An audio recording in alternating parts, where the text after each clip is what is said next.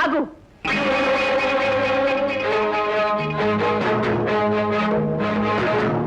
ఎవరు? ఏం కావాలి? నాకు న్యాయం కావాలి.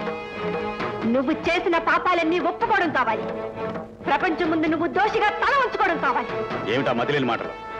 నీకు డబ్బు కావాలంటే చెప్పు, ఎంతైనా ఇస్తాను. తీసుకువెళ్ళిపో. రంగారావు, నాకు తెలుసు లోకంలో నీకు మనుషుల కన్నా మనసుల కన్నా నీకు డబ్బే గొప్పదని. ఆ డబ్బు కోసం నువ్వు మనుషుల్ని మోసగించావు, కొనాలని ప్రయత్నిస్తున్నావు. ఇప్పుడు ఆ డబ్బుతోనే ప్రాణాలు దక్కించుకోవాలనుకుంటున్నావు. కానీ నాకు కావాల్సింది డబ్బు కాదు. మరెందుకు వచ్చావు? నువ్వు వర్కర్స్ కి క్షమాపణ చెప్పుకొని వాళ్ళ కోరికల్ని మన్నించాలి. నువ్వు చేసిన మోసాలకి శిక్ష అనుభవించాలి.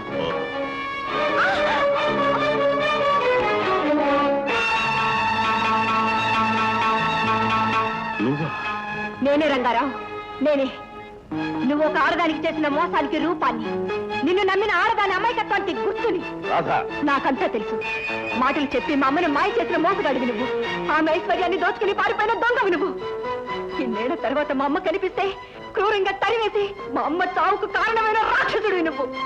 అందుకే పగతో కసితో నువ్వు మాకు చేసిన అన్యాయాన్ని 10 మందిలో బయటపెట్టడానికి వచ్చాను. నువ్వు చెప్పేది కట్టు కథని, నీ తల్లి ఎవరో నాకు తెలియదని నేనంటే నువ్వేం చేస్తావు? ఏం చేస్తానా? దీన్ని ప్రపంచం కాలం ముందు ఉంచుతాను.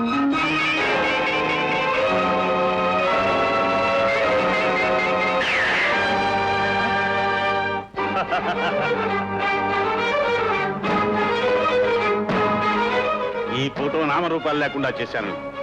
అప్పుడు నీ మాటకి సాక్ష్యమేమి? నువ్వు చెప్పే కథ నిజం, దానికి ఆధారమేమి?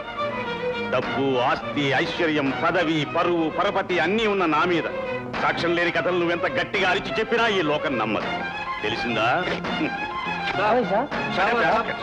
ఈ పిచ్చి లోపలికి వచ్చిందిరా. లా గేట్ ఎదురు గింటే ఇది మళ్ళీ ఈ చుట్టుపక్కల రాకూడదు.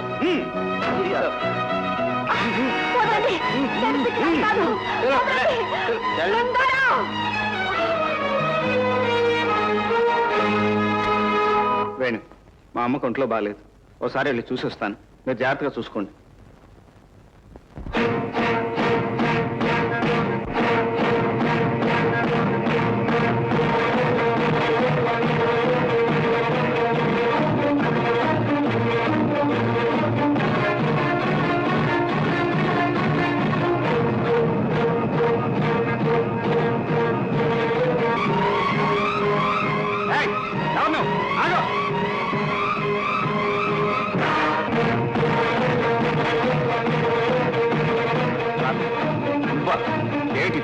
ఈ ఫ్యాక్టరీని బూడిద చేయాలి, బూడిద చేయాలి. నీకేమైనా పిచ్చెక్కిందా? అవును, పిచ్చిదాన్ని. నీ ఆశయాల కోసం నువ్వు పిచ్చివాడయ్యావు. తన ఐశ్వర్యం కోసం ఆ రంగారావు పిచ్చివాడయ్యాడు. నా పగ కోసం నేను పిచ్చిదానయ్యాను. వదిలో, నన్ను వదిలో. పగేమిటి? అసలు నువ్వు ఎన్నాళ్ళు ఏమయ్యావు? ఎక్కడికి వెళ్ళావు? ఆ రంగారావు దుర్మార్గానికి బలయ్యాను. దిక్కులేని అనాథనయ్యాను. ఏమిటి రాధ నువ్వు మాట్లాడేది? అవును, అంతా ఈ రంగారావు వల్లే జరిగింది.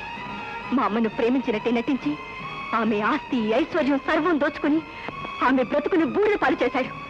ఆమె చిత్తి కాలి బూడిదైనట్టే వీడి ఐశ్వర్యం, ఆస్తి సర్వం ఈ మంటల్లో బూడిద చేసి మా అమ్మ చావుకి ప్రతీకారం తీర్చుకోవాలి. అప్పుడు కానీ నా పగ చల్లారదు. నాకు అడ్డుపడ్డానికి, నన్ను ఆపడానికి నువ్వెవరివి? నేను ఈ ఫ్యాక్టరీని సర్వనాశనం చేస్తాను. నీ తల్లికి జరిగిన అన్యాయానికి కక్ష తీర్చుకోవాలనుకుంటే వ్యక్తిగతంగా ఆ రంగారావు మీద తీర్చుకో. అంతేకాని వేలాది వర్కర్స్ కి జీవనాధారమైన ఈ ఫ్యాక్టరీని నాశనం చేయడానికి నువ్వెవరు? ఇది దేశం సొత్తు, ప్రజల సొత్తు. దీన్ని నాశనం చేసే హక్కు, అధికారం నీకే కాదు, ఎవరికీ లేదు.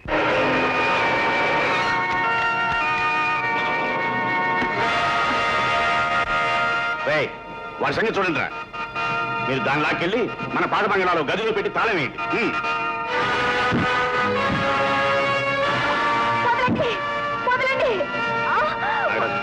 కృష్ణ మన ఫ్యాక్టరీ తగలి పెడుతున్నాడని పోలీసులు ఫోన్ చేసి వెంటనే రప్పించు. అలాగే సార్.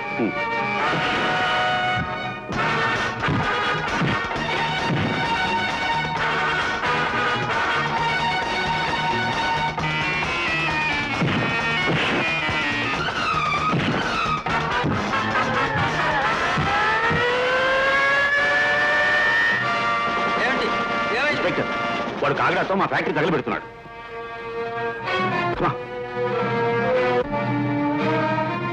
మిస్టర్, ఫ్యాక్టరీని తగలబెట్టుకోవడం చాలా పెద్ద నేరం తెలుసా? ఇన్స్పెక్టర్ గారు, ఫ్యాక్టరీని నేను తగలబెట్టాలనుకోలేదు. వాళ్ళు చెప్పేది అబద్ధం. మరి చేతిలో కాగడం ఏమిటి?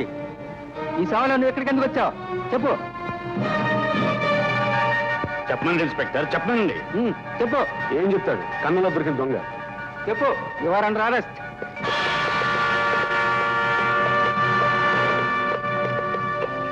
నాగరాజు, వీళ్ళ సంగతి చూడు. అలాగే.